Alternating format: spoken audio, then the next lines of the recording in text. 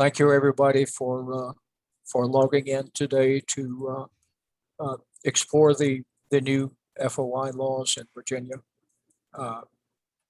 This program is brought to you by the Society of Professional Journalists Virginia Chapter and by the Virginia Press Association and the Virginia Council on Open Government.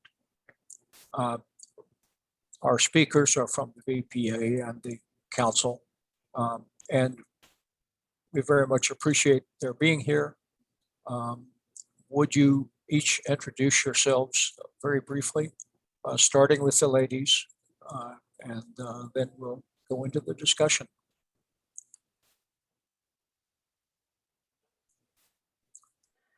My name is Megan Rhyne. I'm the Executive Director of the Virginia Coalition for Open Government.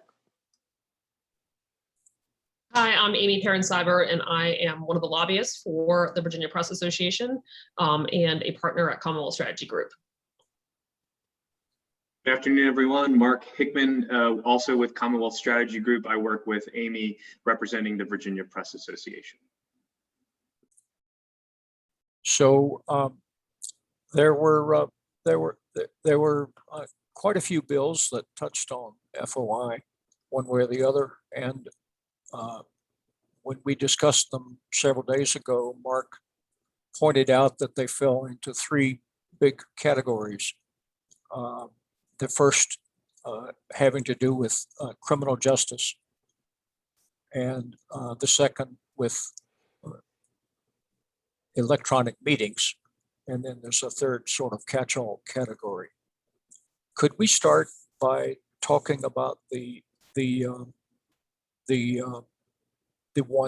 bills that pertain to administration of justice? I think Aimee was going to, Aimee and Megan were going to kick off this. Yeah, actually, I think it's going to be Mark and me who are going to be talking about these. And go for it. Okay, well, I will start off then with what was our big push this year. We started working on it back in the spring with actually Delegate Mullen, but ended up being a bill carried by Delegate Hurst to try to get some measure of access to closed criminal investigative files. This is HB 2004.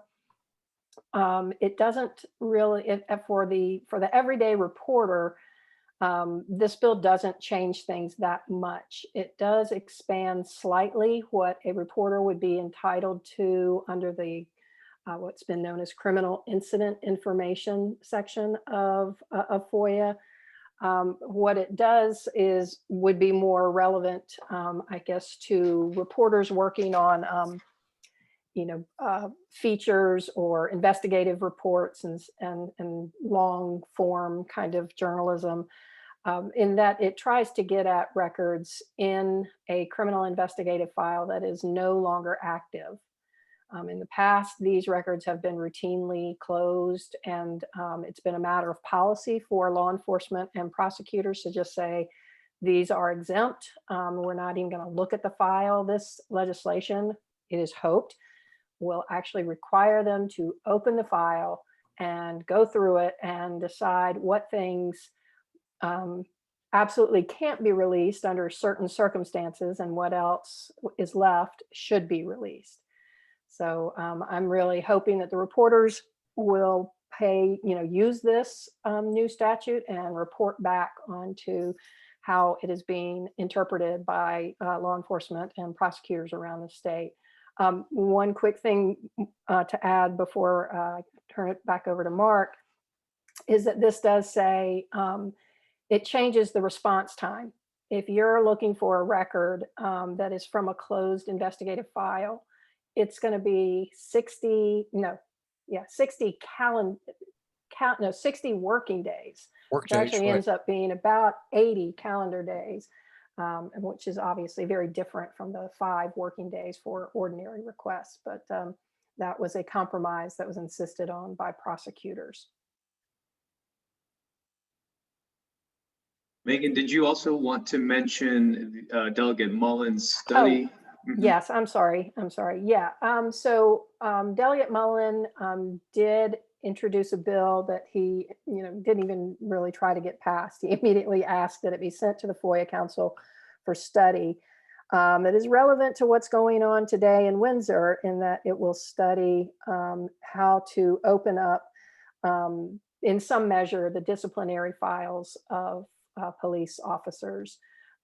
Not trying to get at the things where, they've been disciplined for, not following the parking pass policy of the, or, other things that other ordinary government employees would do and that would get disciplined.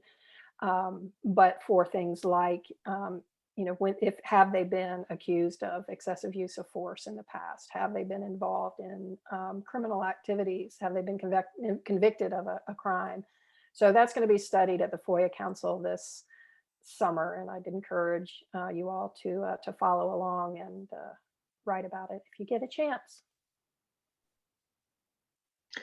Great, thanks, Megan. And John, I'll defer to you before I continue with my bills, but I'm sure that Aimee, Megan, and I would be happy to take questions as folks have them, or we can wait until the very end, but always happy to take questions and make this a conversation. So just wanted to put that out there. It might make sense to do questions, to take a pause for questions after each of the three clusters. Sure. And I should mention that if anyone watching does not see a little chat balloon at the bottom of your screen, then you should enlarge your browser, and that will reveal the chat balloon, and you can use that to pose your questions. I suggest that when you enter a question, you specify who you are directing it to if you specifically want a particular person to answer it. But we won't dawdle around and wait for questions. We'll move right along. All right, sounds good. Well, under criminal justice, the other two topics that we wanted to mention that I think are of interest to the press, but may not directly affect them at this time. The first is one that I think all of you by now are very well aware of, and that's the parole board controversy.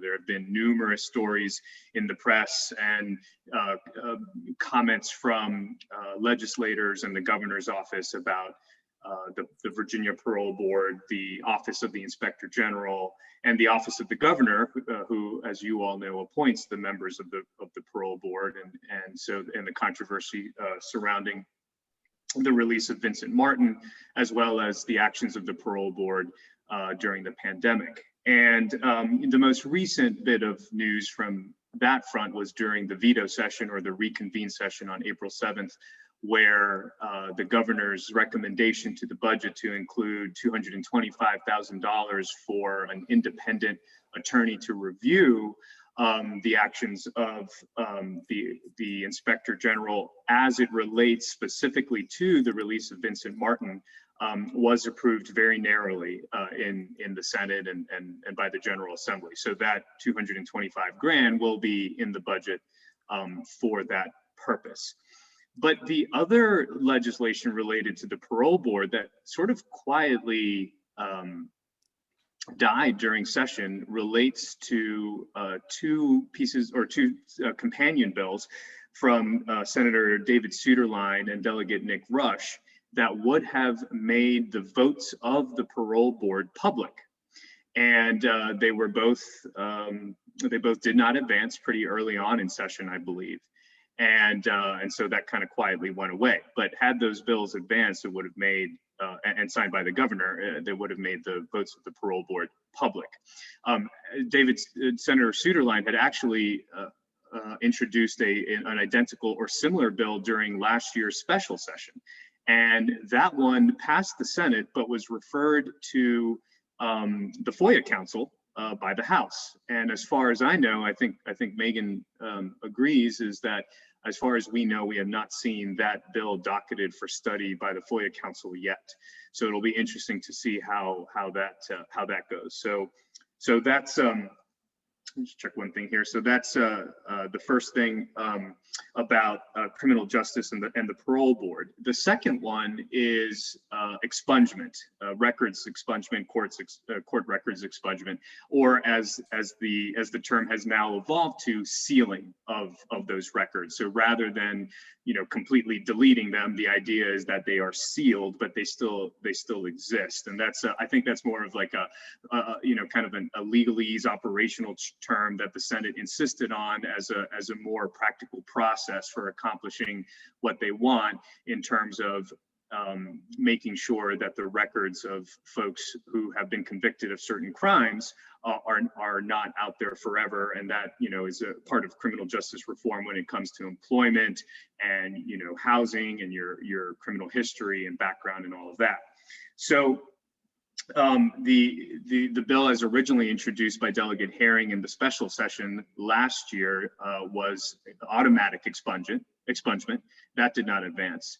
Then this year, she introduced a very similar bill, if not an identical bill. And Senator Scott Survell introduced his version, which was the sealing bill in the Senate.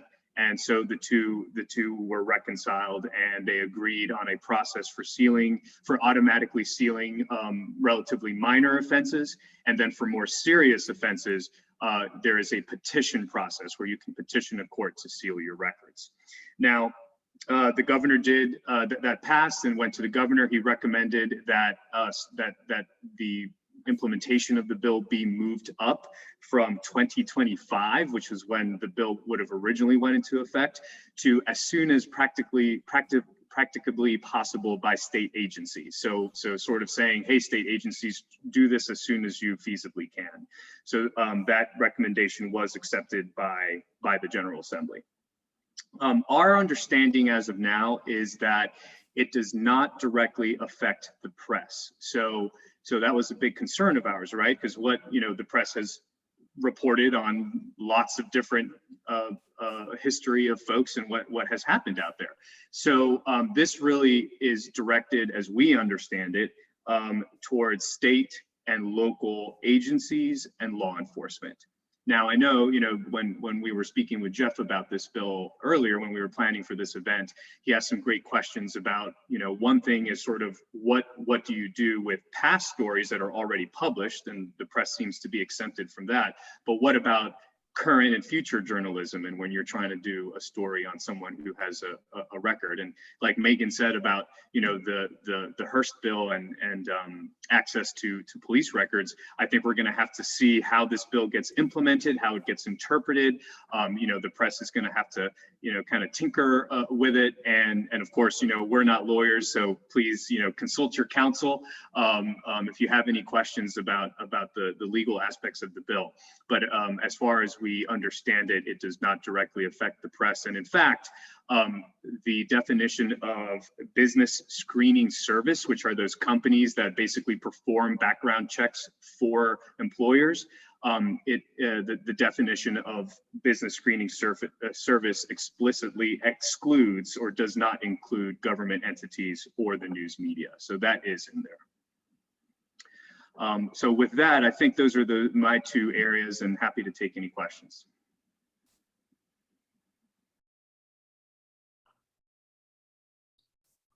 Well, I'll ask one question. Mark, does the legislative history indicate the theory behind not disclosing parole board members' votes? Oh, good question. So right. So currently, parole board votes are not public. They are secret. Essentially, they are confidential. They go into closed session, and we do not know how individual members voted when they grant parole to someone. We know, of course, if the person was granted parole, but we don't know by what margin or who voted how by the parole board. So Senator Suderline and Delegate Rush's bill would have made those votes public, individual votes. The question, though, is what was the reason for keeping that secret? That's a good question. My gut, and I see Megan wants to chime in, so maybe I should let her speak first before I get in trouble. But my gut is that it was frankly a little bit partisan. And they wanted to let this process play out in terms of investigations and, you know, actions by the governor and that type of thing. And as I mentioned, they did include that money for investigations in the budget. And so it's one of those things where I don't think the Democratic majority thought it was prudent to move forward with that legislation at this time. Megan, what's your sense? Well, you know, I do think it's important to recognize that it did pass the Senate. So it, you know, there were several Democrats in the Senate that voted for the legislation. The problem was in the House. And so, yeah, I do believe it was political. Some of the arguments that got made along the way were things like it would subject the members of the parole board to possible retaliation by family members, which is, you know, it's sure that could happen, but it's no different from what could happen to a prosecutor, a police officer, a judge, or anyone else who makes an unpopular decision. That was really the only substantive argument that got made. As Mark mentioned, there was the consideration of the same bill in the special session. And when the House got it, there was this, oh, well, you know, this is just going to be part of a big package of parole board reforms. And we need to just, you know, give this the attention that it deserves. And so it was all wrapped up in this, you know, oh, we just need to keep studying this. But then as Mark said, it never was. And so by the time it came back, this year, like I said, the Senate passed it and the House did not even put it on a docket, never called it for consideration. Yeah, good. Thank you, Megan. That's exactly right. Thank you for refreshing my memory. It actually, I think, passed with fairly bipartisan margins in the Senate and then died in the House. And the bill not only would make those votes public, but make them subject to FOIA, public records subject to FOIA, which is why originally last year, the identical legislation was sent to the FOIA Council for study, as Megan mentioned, but we've yet to see that come up. Are there other questions? Well, let's move on then to the transparency and electronic meetings. Aimee, would you kick this off? Yes, sir. Happy to. So again, my name is Aimee Perron Seibert, and I work with the Press Association, and happy to chat about our experience working on the issue of electronic meetings during the pandemic, which was obviously something none of us had expected, which meant we had no laws on the books to deal with that problem. There were some ways. So we really started looking at this way back in April, I think, right, Megan? I think it was that soon after the pandemic in March when we started realizing that it looked like it was going to be more than a month long. Because I think people were thinking that if it was a month, we could, people could postpone their meetings, we could have another meeting. In 2 months, we could hold off our business. And we started seeing that was probably not what was going to happen. We started to really try to figure out what to do. And that was really end of March, early April, because we realized that the only thing that we could do to fix it was to do it during veto session, because that we were going to have to do something legislative. So local governments themselves, like local governing bodies, have the ability to pass resolutions that allow them to be able to meet electronically. The real problem is regional public bodies or other public bodies that are not governing bodies. And so there are obviously quite a bit of those in Virginia, and those folks were going to have no recourse at all.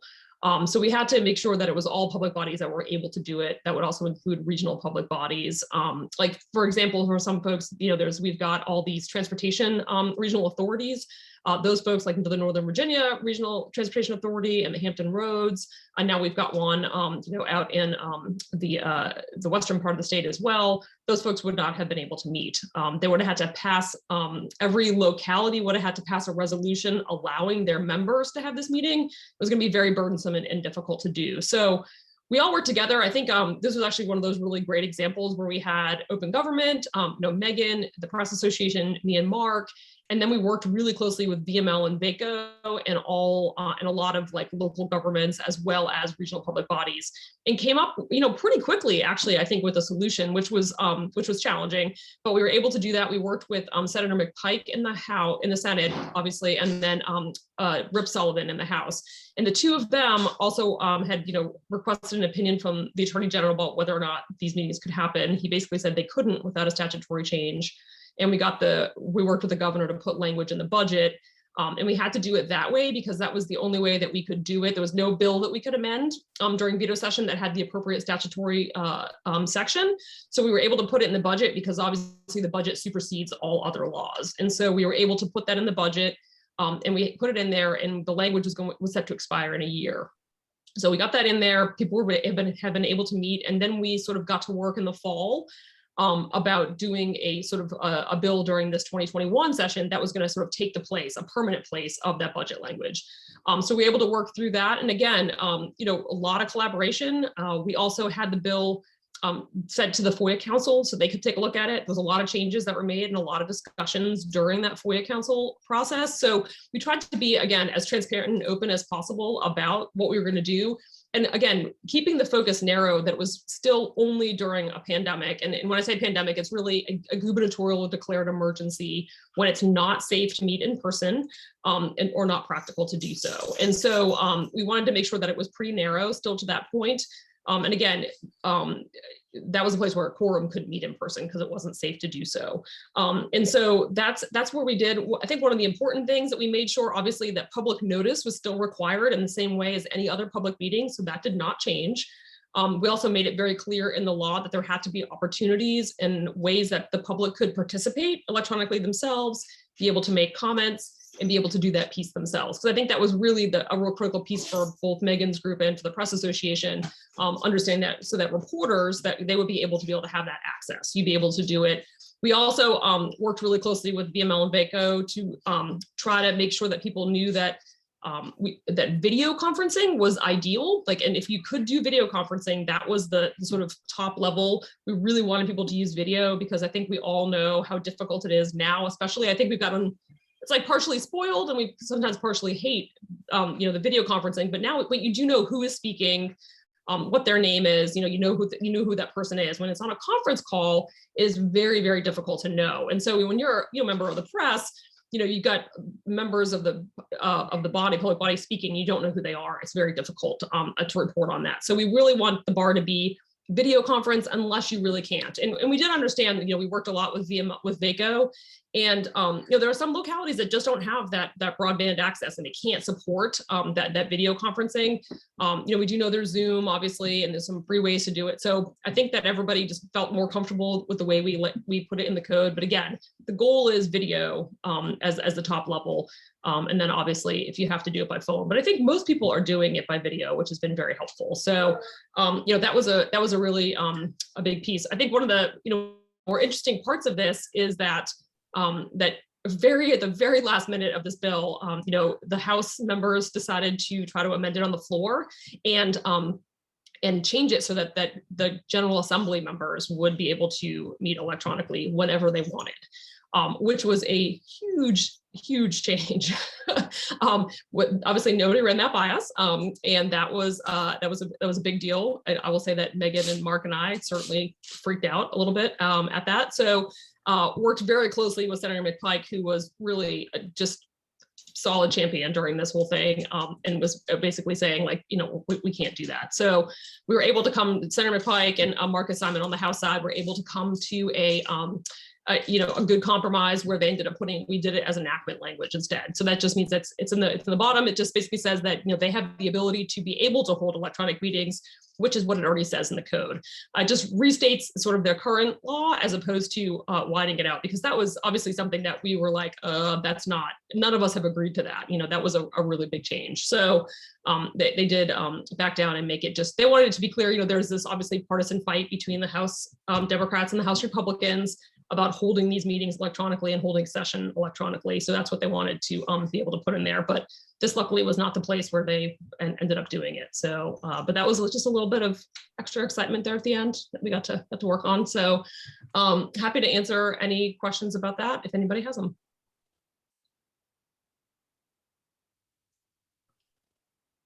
Well, if there are no questions, speaking of electronic meetings, the other major bill that we wanted to talk about came from Delegate Levine, and it accomplishes two things, or I should say it allows two things.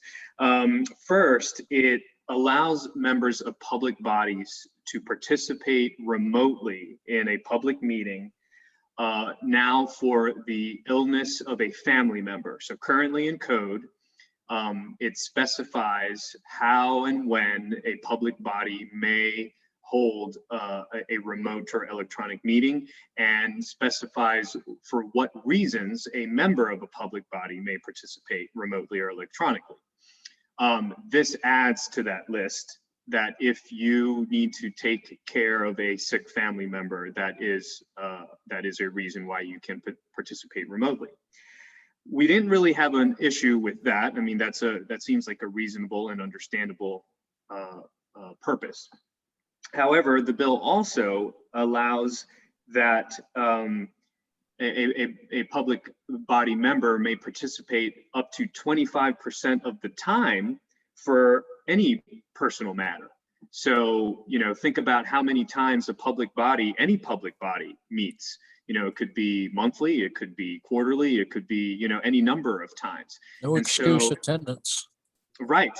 And so imagine up to a quarter of the time they can now do so electronically.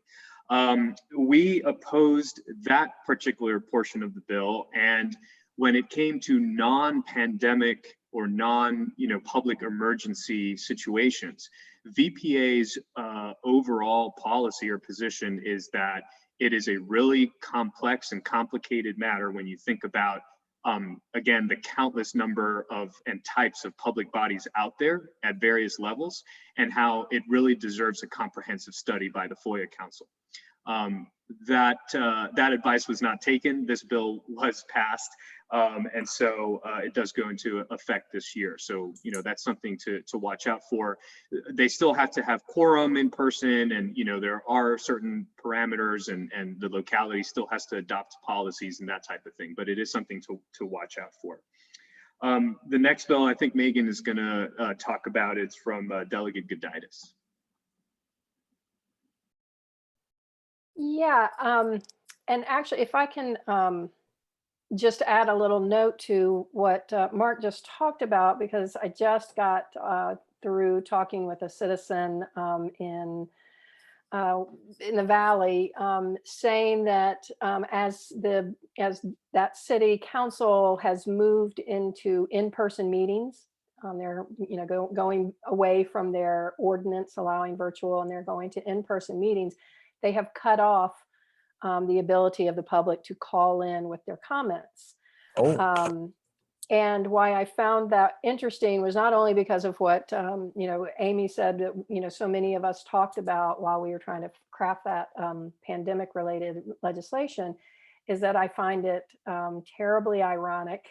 That's the kindest word I can think of. That there were all these legislators, or local legislators around the state, saying this was going to be so great. They needed this flexibility, and see what the pandemic has shown us, that we can still conduct business on by phone, and we need to embrace technology and flexibility.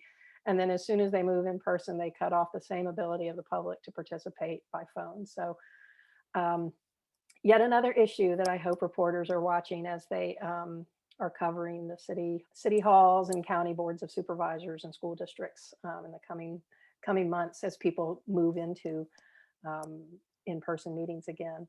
Megan, I was going to comment on that too, if you don't mind. I do think that's a really critical piece, because I think one of the things that we need to figure out how to incorporate as we talk about these types of meetings is some sort of a hybrid in some way to, again, because I think one of the big benefits has been that people are able to watch more meetings and be able to view what's happening. Now, whether they can participate, which I think is an important distinction between electronic meetings. People talk about it as participation, but it's really viewing and being able to see it. But trying to figure out that mix where, even if the meetings are in person, is there a way to still be able to engage more community members of the public, members of the press, and by able to, by doing some sort of electronic, sort of a hybrid where you can still watch it, be able to, be able to submit meetings, comments, and maybe be able to be there in person. And I do think that's something that we need to be really conscious of. And I think, again, the biggest piece is that whole mixing up of participation and viewing, which I think is something that we hear all the time, that this is the most transparent anybody has ever been, or that more people have been able to participate. And I think it's true that a lot more people are watching meetings, which I think is actually great. A lot more people, members of the citizens and the public, are able to sort of tune in and watch city council meetings and boards of supervisors meetings. But whether or not they're actually able to participate, be able to get their comments and their information in there is another issue altogether. So I think they're two separate issues, but just something for us all to kind of keep an eye and ear out for as we move forward and try to figure out a way to do this that actually does engage people in an appropriate way is helpful. Yeah, that's all so true, Aimee. And, we were, Aimee and Mark and I were all victims of this back in the fall when the FOIA Council was studying this bill that I was getting ready to talk about from Delegate Goditis, HB 2025. It's a bill that, there's an existing provision. It was actually offered by one of my board members 15 years ago when he worked for the city of Roanoke. And it just says that, if you've signed up for like this one-way communication from your local government to find out about, Christmas tree pickup or, some sort of fireworks in the city park or something, that if you sign up, you shouldn't be having to give up your personal information to get those kinds of news statements. And so the existing statute is an exemption that says that email addresses, your contact information, if someone asks for that distribution list, they don't have to give it if you have opted out of it. If you have checked the box that says, please don't release this information. So 2025 came about on a proposal from Loudoun County to say, well, we would also like to be able to give this kind of protection to our individual board members who want to send out the same kind of thing, a mayor's minute, coffee with the mayor or something. And we, the Press Association and I did not object to that. It seemed to it was a logical extension. You want the public to be informed. And we heard this came up in an all electronic public meeting. And they asked, is there public comment on this? And so we tested, I testified. I don't think the press did on this particular issue because it wasn't really controversial. And I just said, as written, or the idea is fine. And after we had that public comment, then someone in the committee said, oh, by the way, I'd like to flip that whole opt-out part and make it opt-in. So that the only way that this information can be released is if I check a box that says, please release my information, which, no one's going to do. And so we were stuck. There was never an opportunity to talk about that in that subcommittee setting. And by the time it got to the full council, the ship had kind of sailed, and that, we got the chance to testify. But, as anyone who follows any of these, legislative committees or the legislature itself, the work gets done in the subcommittee. And by the time something is in a full committee, the opportunities for real dialogue are much more compressed. So at any rate, that's how the bill came out. And Delegate Goditis did carry it. And through the session, the Press Association and VCOG both argued to try to get that provision taken out of there, that opt-in provision, saying that it was, not just arguing that it was, it is. In fact, it is against the policy statement of FOIA, which says all records are presumed open. So this is a direct contradiction to that, but no one was moved. No one seemed to care. So that bill went through intact. So there is now this one little provision in it that says that this is an opt-in provision. And the reason why it can be important is because of the way things bleed, the way that they bleed into other exemptions. Oh, And yes. the think the fact that it is unclear how it will interact if you ask for the contact information of someone else, someone who has contacted government about a problem. Does that count? Because right over here, you're saying this can't be released, but over here, you're saying it has to be released. So it's going to be really interesting to see how that plays out, and whether people get the message that it's really supposed to be limited to a very specific circumstance, and that's these one-way communications.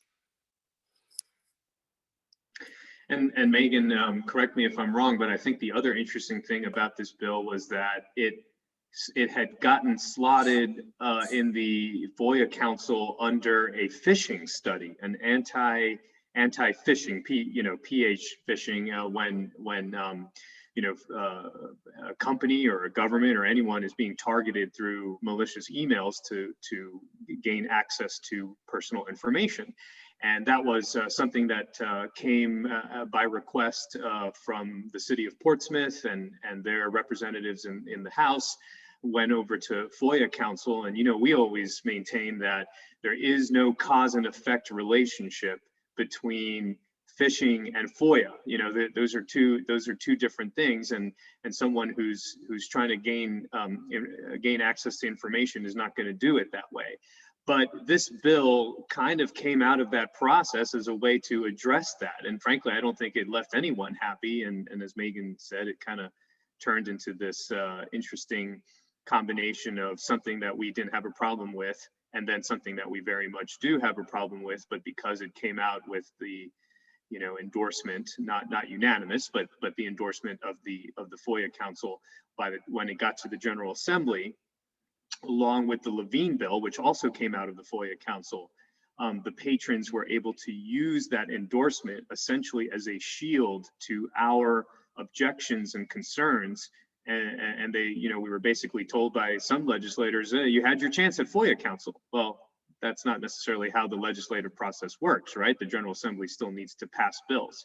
So it's always interesting, the sausage making. Any questions about any of those bills before I wrap up this section or FOIA with a couple of other things, and then I think Aimee and Megan, we're going to touch on some big topics and issues just to be aware of. Any questions? I have a thought. Sure. That thing about privacy of contact information, that could be pretty far-reaching. When people register to vote, they are often asked for an email address so that the registrar can contact them if their information is hard to read or doesn't match up with something. And if I'm not mistaken, the Republican and Democratic parties both eagerly collect those email addresses when they're available. Is this thing going to stop that, do you think? Well, this that particular access is governed by the election code and separate from FOIA. That's a relief to me. Yeah. It could interfere with other releases, and it was, Mark mentioned the phishing study. There were actually proposals along the way that were thankfully rejected, but one of them had to do with a more general contact information exemption kind of for across the board. And then the worst one to me was contact information, exempting contact information of government employees. There is an argument being made out there that government employees should not have to share their contact information because, as one member of the council put it, sometimes I get so many calls that it interrupts my work. Right. So yeah, not exactly with the way that we believe government should be open and work sometimes. And John, to your question, also this bill is specifically about public bodies and members of public bodies. When, like Megan said, when you subscribe to a newsletter or some other kind of one-way information, but it's from an elected or appointed official that serves on a public body versus, you know, a registrar or someone like that. At least that's the idea. So definitely something to keep an eye on. Before we leave some of the nuts and bolts of FOIA, the other two bills that we wanted to mention relate to FOIA fees. So there are two bills that were sent again to the FOIA Council for study. So it's going to be another fun year at the FOIA Council and the work that they're going to need to do to study FOIA fees. So Delegate Danica Rome, who, you know, is a journalist and friend of the press, she introduced a bill that would make the first 2 hours of fulfilling a FOIA request free, and then, you know, some related provisions to implement that.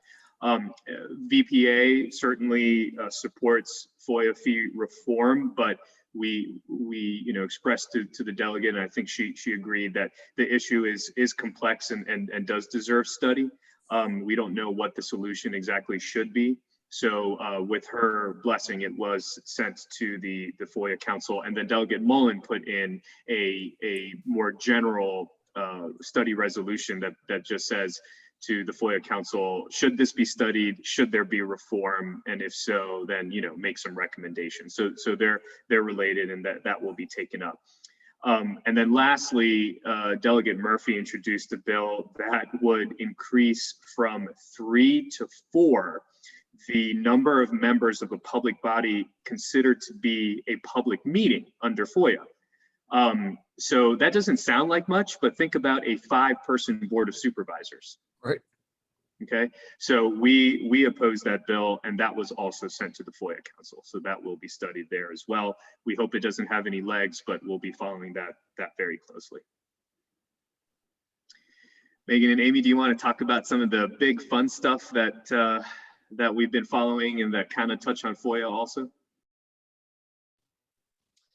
Sure. I mean, I'll go first because I think and then I'll have Megan kind of wrap it up because I think it'll be her big stuff is even bigger than ours. I mean, I think ours is just something that I think we wanted that members of the press and reporters and other folks to think about too, is the topic of public notices, which I think is, you know, has been something that I think unfortunately gets classified more often as like sort of a business side of the newspaper issue, when really it's not. It certainly is, and I'm not saying that's not part of the business of the newspaper, but I think it's more, we really need to start looking at it as it is a transparency issue, and it's an access issue for the public and for the press to know when meetings are happening. And it's not just the big meetings, right? It's not just the board of supervisor meetings, it's the planning meetings, it's the zoning meetings. It's the small stuff that really affects communities and neighborhoods. And that's the stuff that people get really upset about. And there's, you know, the attacks on those have been wide and far spread. And one of the things that, you know, Mark and I have done since we joined the Press Association a couple of years back has been trying really hard to work with localities on this issue, because one of the issues that people think is a really easy fix, which is not an easy fix, is just taking the public notices and saying, hey, you know what, localities can put it on their website. And, you know, there's a longstanding reason why these are in the newspaper. I mean, the public notices are statutorily required and have been statutorily required for, I mean, close to 100 years where they're in the newspaper. And the reason why is because it is important that there is a third person, like, you know, an independent body who has to notice the public about these meetings, because you can't let the people who are holding the meetings be the ones that are also responsible for sole notice of those meetings, because we even see, you know, things happen regularly where people don't put the notice in the paper like they're supposed to. They have to postpone their meetings, which is appropriate. But I think the issue is, like, if you just put it on a website, and what happens too is that you have to think about this. Public notices are not just local public bodies. It's all public notices. So it starts getting very, very disjointed. Like, if right now they're all at least one place, they're in the paper. I think it's important to know that it's also on the electronic version of the paper. You know, we passed a law, VPA worked with all of our newspapers a couple of years ago, 2 years now ago, I think, Mark, that we have had so many sessions last year. I feel like I can't keep up with how many actual sessions were ago, because we had like 3 sessions this year. But so I think it was 2 years ago, where it basically says you have to put public notices. They have to be in front of the paywall, which they already were, but now it's statutorily required, in front of the paywall, easily accessible. So they have to be noticed on the front page. You have to be able to find public notices easily. And then they have to be able to go and be able to find them quickly and easily. So so you get sort of a big bang for your buck. They're in the newspaper hard copy, they're in the newspaper on the electronic version, and then they're also, the Press Association 5 years ago made a investment, which was a huge deal, to create a Virginia public notice website where all the information, the second it's uploaded to a newspaper in Virginia, it's also uploaded to this website. It's searchable, so you can decide that you want to find a zoning meeting in Virginia Beach, and you just log it in there and pop, there it is. And so, you know, the issue I think is really important, that, you know, we need to be really conscious and thoughtful about how we are addressing the issue of public notices. It is not just an issue of, you know, this is so newspapers make money. That's not the point. I mean, the point of it is that it's a public service that we do to make sure the public and reporters and the press are noticed about when these meetings are going to occur. And it's really critical. And I just think it's something that's been happening. We had a bill last year that actually, we worked so closely with BML and BACO, you know, that's the Virginia Municipal League and the Virginia Association of Counties. And they actually did not, they agreed and we agreed not to put any bills dealing with this in, because we're still working on trying to make the process more streamlined, because we know that there's ways that we can improve the process. It is very fractured across all the statutes. There's about 200 plus references to public notices in the code all over the place. And so we're trying to figure out how to make it a little more streamlined, a little easier for both the people on the locality side, so that we can kind of keep those public notices easier to be able to, you know, to be able to find, and also just easier for people to be able to administer. And so we're working on that on the side. COVID-19 sort of threw that off last year, so we're going to pick that back up again this spring. But, you know, we had a bill last year that Poquoson, just a small town, asked to put in that would have said that all zoning and planning notices across the state, so any of them, would have been only noticed on the government websites, which was a huge deal. And it was a big deal for us to actually defeat that bill. It was a tough sell, and that was a tiny town that wanted it because of their town. But the problem was they had far-reaching ramifications. And so, you know, we've got a lot of these things that we just need to. I think we just need to change our mindset when we think about public notices too, as opposed to it being a business issue for the paper. You know, we've always thought about it as a transparency issue, and that's how Mark and I have lobbied on it. But I think we just need to I think people need to start paying more attention when you're, you know, a reporter and press, when those issues come up. It really is about how are you going to know when those meetings happen.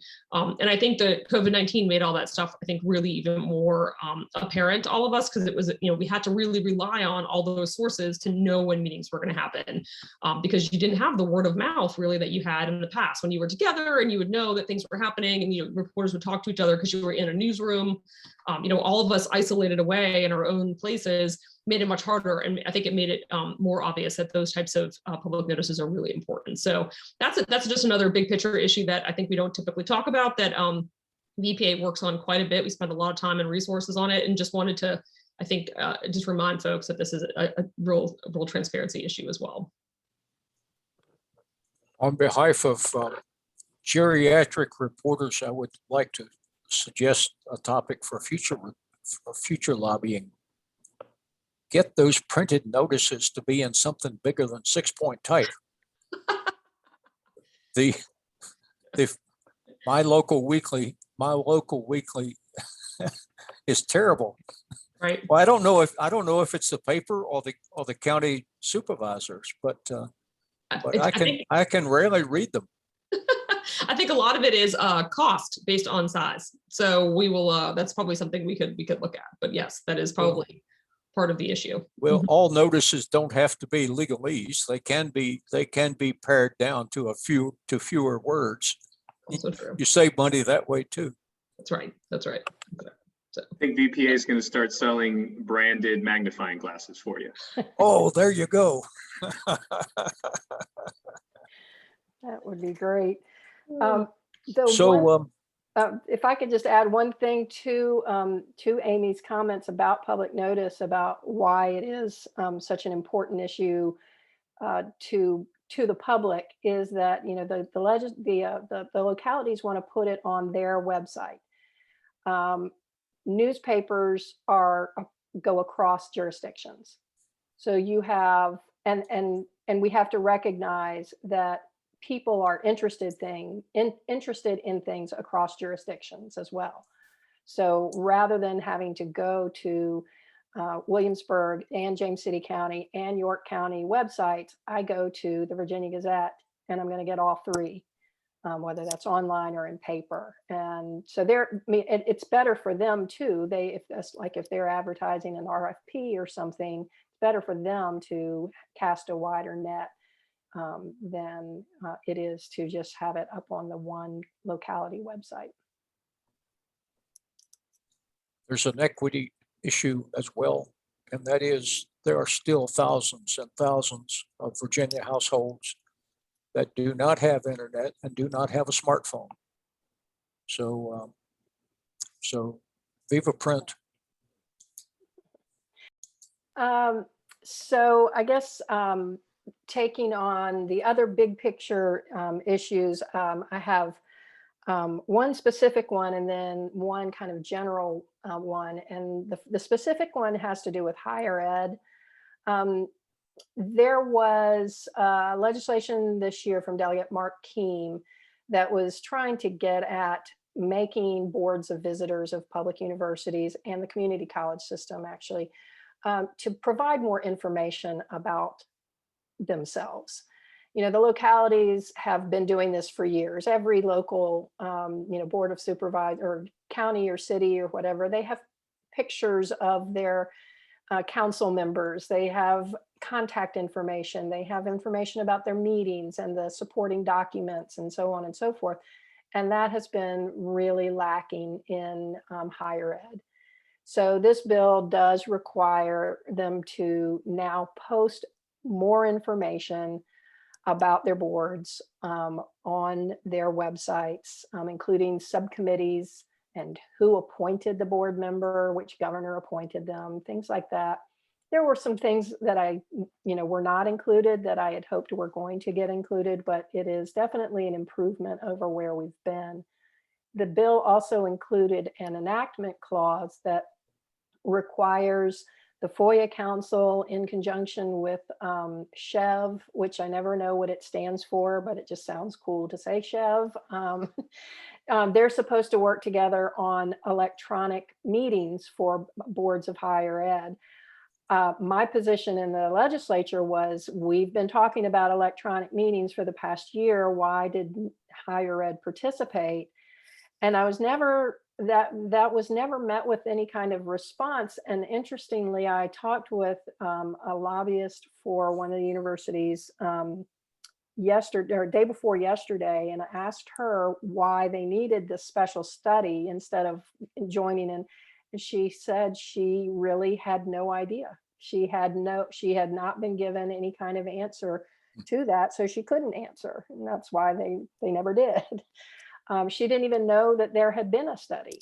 So I'm not sure what the FOIA Council will do with that, whether they're going to be the ones that direct the study or whether that's going to be SHEV that directs it. But something is supposed to be in the works for their electronic meetings coming forth. So that's the specific bigger issue. And then the more general, and I know that Aimee's going to jump in here because she has so much more experience on this than I do, but it is the inclusion of FOIA provisions, exemptions to FOIA within big pieces of legislation. Things like casinos or cannabis legalization, or even the creation of a new authority or commission, the innovation fund or what have you. I mean, there are all these new policies and initiatives that have attached to them FOIA exemptions that are really just sort of put on there like it's like somebody's earrings. You know, the big issue is being fought over about the substance, about do we have legalization and what does legalization look like? And then there's this FOIA part on it, and getting lawmakers to either focus on it or to, even consider it is really like trying to stop a bull. They're not interested in slowing this down over something as minute as that. And as a result, we have a lot of these that have been coming in over the years. And because now that they're there, every new initiative says, well, they have it, so I need it too. And so my plea to the press is to still, try to ask for these records, even if you're going to be denied records are related to like the licensing of casino operators, or who's going to have the licenses for selling marijuana. Because even having that having a no on the record is really important to let the public know that here's this major government program that we are limited in our ability to monitor it. So that's my general plea. Aimee, you've been around these big issues longer than I have, and I think you know a little bit more about how they come together. Yeah, I mean, honestly, I think what's happened, I think you're actually really on point in saying that what's happening is it's just become a habit. And so I think what's happening is that people are taking the FOIA language that they have found somewhere, and it has just now become sort of a boilerplate for new issues, and they're putting it on. And the problem is it's very far reaching and it's broad. And I think we're not, what I sort of hope that we can start doing is maybe take a little bit of a pause on that and maybe really look at that language that we keep using and make it more narrow, because I think it's important. I think there are probably certain circumstances within all these big new broad policies where certain parts of them should be exempt from FOIA, but not everything. And so I think the problem is that what's happened is we sort of have gotten a little, and I mean this as a Commonwealth, got a little lackadaisical about it and have just sort of said, oh, yep, that we should put that exemption in, that's necessary. And so, and it's a hard thing for us and Megan to sort of constantly fight, because we've got, big issues that are very specific to what we're trying to work on, and then all these like small little things too. So I think it's one of those things where there's a resource issue for us to be able to kind of stay on top of all those. And again, like Megan said, people are kind of like the boat's already left the station. And it's true, because it's been in so many things now that it's hard to sort of dial it back. So I think we have to sort of maybe take a look at what that boilerplate language is that everybody is using, and maybe talk about making changes to what that looks like.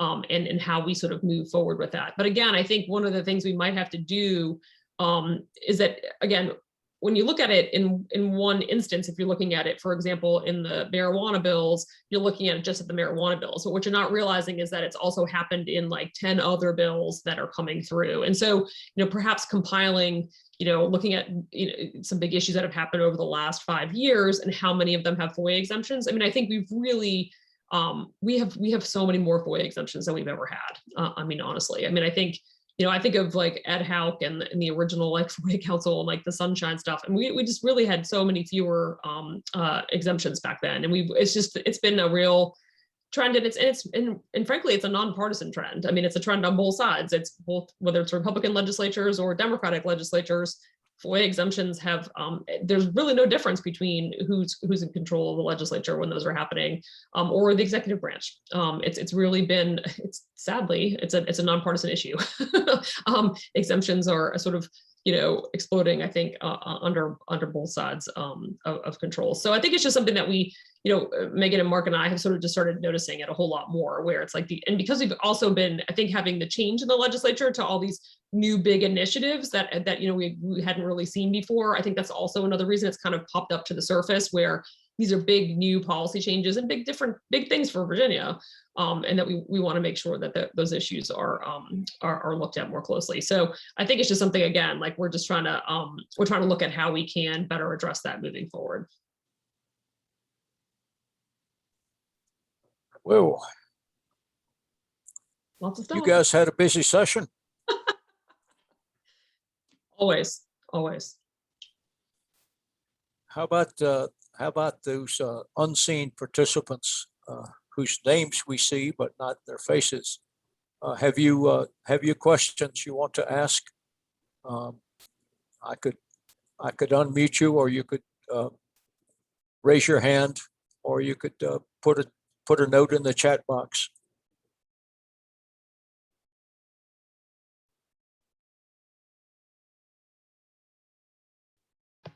So, John, I see a couple of people adding things in the chat box, but saying that they didn't really have any questions. I did have a question for Aimee, though, and it relates to the official preference for video conferencing when a public body is going to have a virtual meeting. And I was wondering whether there was much discussion about whether to record those video conferencing meetings or whether that's strictly local preference, the discretion of the board involved. Has that come up, or was there any, was there any discussion along the lines of requiring or urging meetings to be recorded? So it did not specifically come up. I do believe it is up to the discretion of the locality. However, I think that's one of the issues, again, is part of the, the change to this law allowing for these meetings during pandemics doesn't change the other requirements that are there. So they still have to collect minutes and do all those things. So if they wanted to do, so minutes still have to be recorded. If they wanted to have a recording of the meeting, that could also, I think you could also do that and have that available. I think a lot of public bodies do it. And now it's, I think especially now because it's so much easier than it used to be. I mean, having recording devices or recording a conference call is harder for sure, and be able to post that. So I do think, but it is, we did have a bit of I won't say it was a battle, but there was a lot of back and forth on the video conferencing language to begin with, never mind the recording piece. And so again, I think it's a great point. And again, I think as we move forward, because I think one of the issues that, we did talk about today, but, there's going to be a push obviously for electronic meetings anytime. And, we have to be ready for that and try to have a conversation about that. And again, we think that's something the FOIA Council really needs to spend a lot of time on, because allowing electronic meetings beyond the pandemic is a huge deal. And that's going to be, and there have to be a lot of safeguards beyond what we put in here, again, because this is more time limited. I think hopefully, fingers crossed, we never have quite the same level of a health pandemic where you can't meet in quorum in person, where it's not safe to do so, and having an entire year of all your public meetings done by electronic means. So but I appreciate that, Jeff. I think it's something that, that's helpful for me and Mark and Megan to keep in the back of our heads about, sort of what do we do for posterity circumstances for in situations like this. So I think that's an excellent point. Appreciate it. Yeah, and if I could fill in like sort of the historical perspective on this, there was a proposal 10 years ago to actually, back when board docs started to be used more regularly, and Granicus meeting software is, there was a proposal for a while that was like, well, can we just record meetings instead of doing minutes? And the ultimate decision was, no, you can't. We have to do written minutes still. No one's saying you can't record your sessions, but we want written minutes because they are to be archived forever. And we know we can archive written minutes. We don't know that technology might change 50 years from now and make what we have now unusable. And also because having a written record summary is better than if someone is recording a meeting without indexing it to the agenda. Right. So you've got 3.5 hours of talking, and you have no idea where in those 3.5 hours the portion that you're interested in is. So, when we do move forward, I think that we have to keep in mind that has been a policy decision that's been made, and it's probably one that would loop in people like at the Library of Virginia and archivists who would probably say, no, yeah, go ahead and do that. We would love to encourage that, but we're not going to get into a position of making it an either or. Digital records decay. I believe that's still true, that digital records decay with time. And now, paper records decay with time too, if they're not kept properly, but. Yeah. Well, very interesting hour. Thank you all. This is illuminating, and I think if there are writers listening, I think you have gotten several nudges for things that you can work on that'll be productive. Thank you, Mark and Megan and Aimee, and thank each of you who attended today. Thank Jeff South for setting this up to make us all look smart and intelligent here.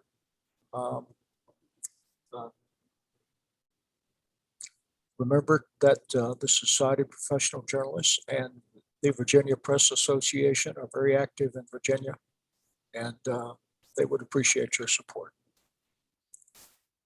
Yeah, and if anybody has any questions, please feel free to email Jeff and ask for our emails. We're happy to, Mark and I, especially, and I'm sure I know Megan is too, happy to respond to things later. If questions pop up, please feel free to email us.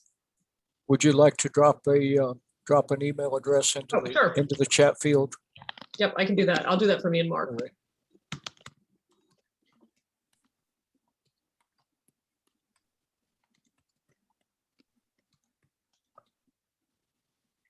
Spell it.